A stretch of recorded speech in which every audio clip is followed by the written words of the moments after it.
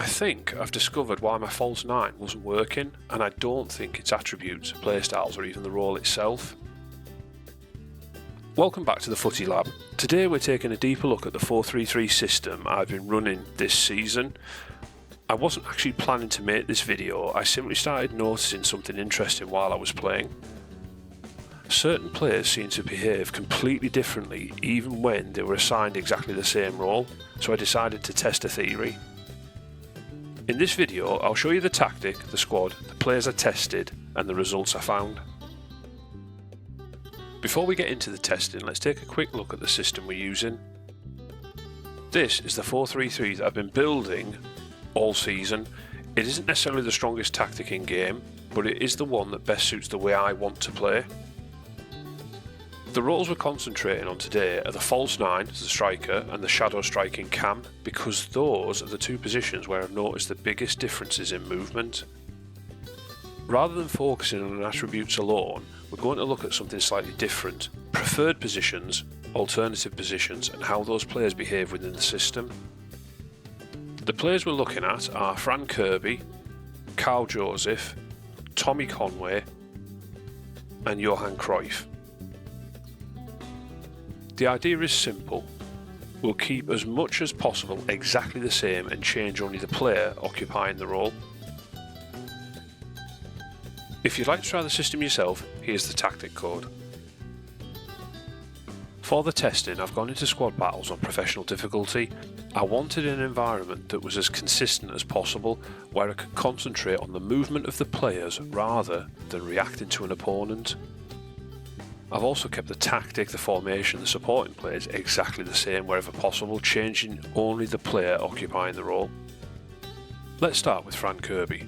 Straight away from the kickoff you can already see the difference in movement. Instead of pushing directly on the defensive line, Kirby immediately drops deeper to receive the ball. At the same time, Conway starts moving forward into the space that's been created. What's interesting is that this all happens within the first few in-game minutes before I've really had a chance to influence anything myself. Here's another example. Once again, Kirby drops deeper to receive the ball as the false 9.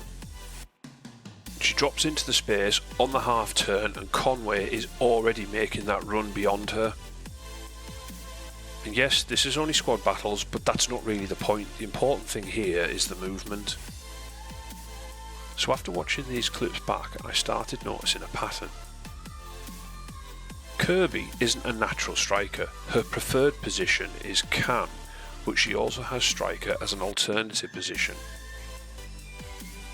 That means she can play as a striker without any penalties, but I think her natural tendencies still remain.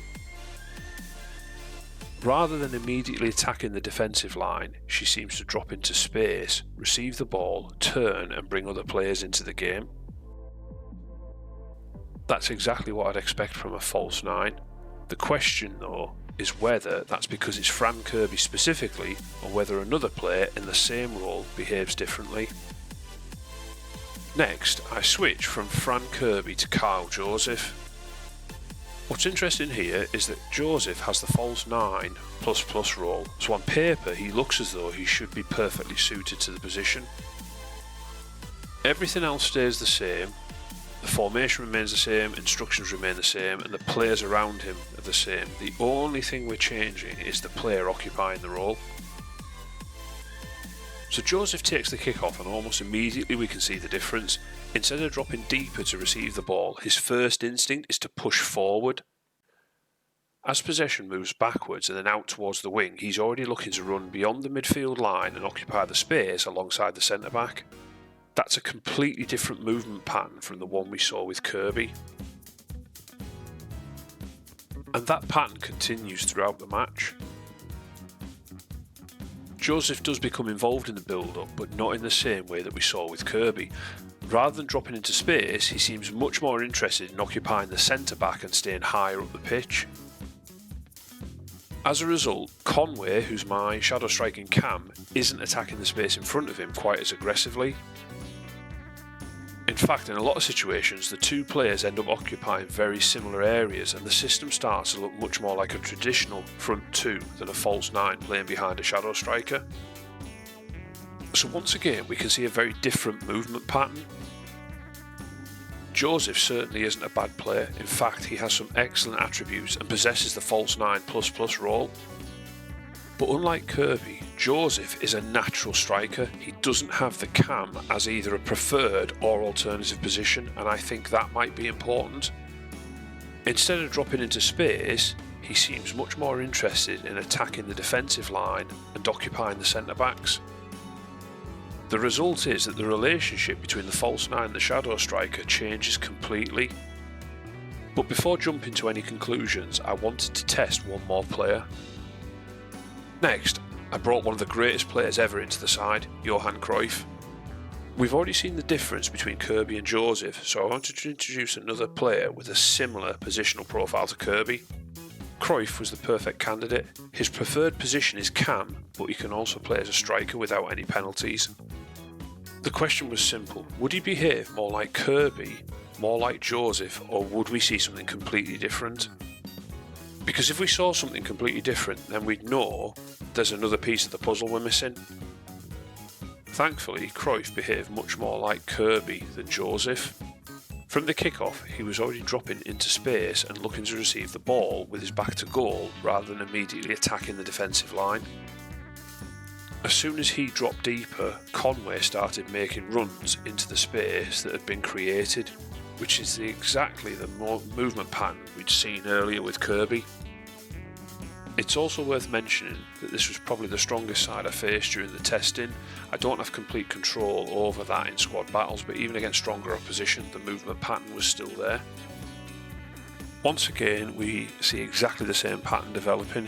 Cruyff drops deeper into the space, Conway immediately recognises the opportunity and attacks the space beyond him, and the move ends with a fantastic finish. Now that's not enough to prove anything conclusively, but it's another piece of evidence. From the players I've tested so far, players whose preferred position is cam, but who can also play as a striker, seem to perform the false 9 role much more naturally than an out-and-out striker. That doesn't mean attributes, body type, playstyles or roles aren't important, they absolutely are, but I don't think they're the whole story. So what have I learned from all of this? Well, after testing Fran Kirby, Carl Joseph and Johan Cruyff, I think I've started to notice a pattern. Kirby and Cruyff both have cam as their preferred position and striker as an alternative position, and both of them behave much more like the false 9 I was trying to create. Joseph, on the other hand, is an out-and-out striker, and his movement was completely different. Rather than dropping into space, he was much more interested in attacking the defensive line and occupying the centre-backs. What's interesting is that the false 9 itself isn't really the story here, the story is how that movement affects everybody else. As the false 9 drops deeper, the shadow striker attacks the space, the midfield runners become more involved, and the entire shape of the team changes. Of course, this is only the beginning, there are still plenty of questions to answer. How much of a difference do attributes make? What about body type, work rates, play styles, preferred foot, alternative positions? But for now, I think I found something worth investigating further. Let me know what you think, and I'll see you in the next one.